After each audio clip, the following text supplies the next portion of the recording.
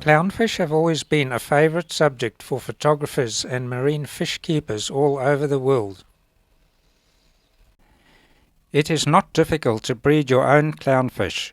If you have a healthy tank and a pair of clowns for roughly a year, they should show signs of mating. First, they will clear a site vigorously for a few hours or even a day before.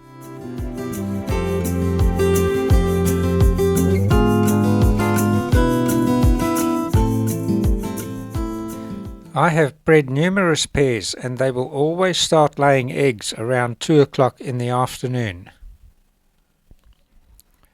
The female will lay the eggs and immediately the male will go over them and fertilize them.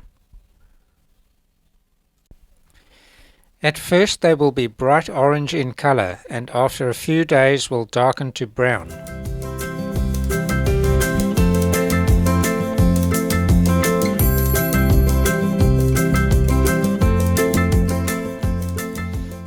After about 7 days, you will be able to see the eyes of the baby clownfish.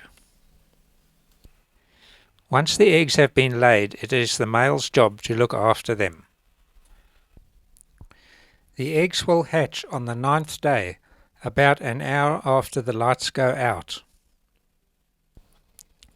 The male will help them on their way by sucking and blowing them, as well as swishing his tail over them. Subdued lighting is required to film the hatching, so it will not inhibit the process. It is easy to catch the newborn larvae. Simply turn off the power filters and position a light in a corner of the tank. They will immediately move towards the light and can then be scooped up in a white dish.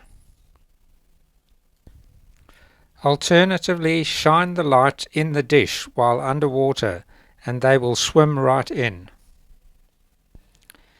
Gently tip them into the holding tank. Siphoning the larvae is not a good idea as they are extremely delicate.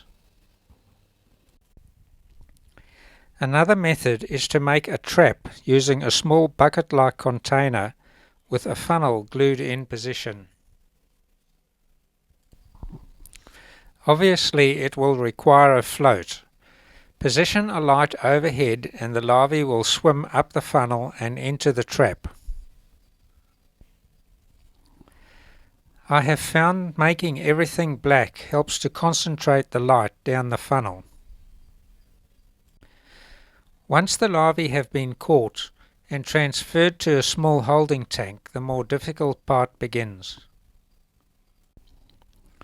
They are genetically programmed to only eat live food, and as brine shrimp are too big to begin with, you will need to cultivate rotifers, which you can acquire from an aquaculturist online.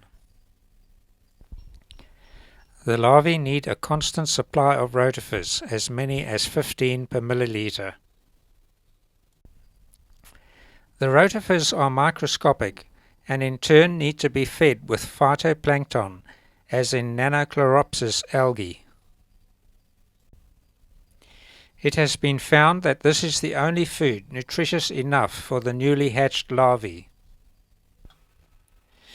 There is 2 methods. You can either cultivate live algae or get it in concentrated form and keep it in the fridge. This is a much easier way of doing it. This method you can simply add a few drops to the rotifer's container whenever the water turns clear. You will also need to tint the larvae tank green to make sure the rotifers in there remain nutritious.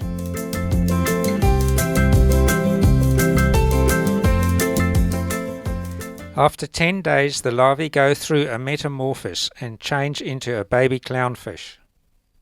You will notice various changes in your baby clownfish. The color will change and they will gain their first stripe. The shape will change. The way they swim. They will now have a bopping action of a clownfish, and they will gain a sense of fear and congregate into a small bait ball. At this stage you can now start to feed brine shrimp, which are easy to hatch, as well as crushed up dry food. Once they have reached 14 days old, you can now sit back and enjoy watching them grow.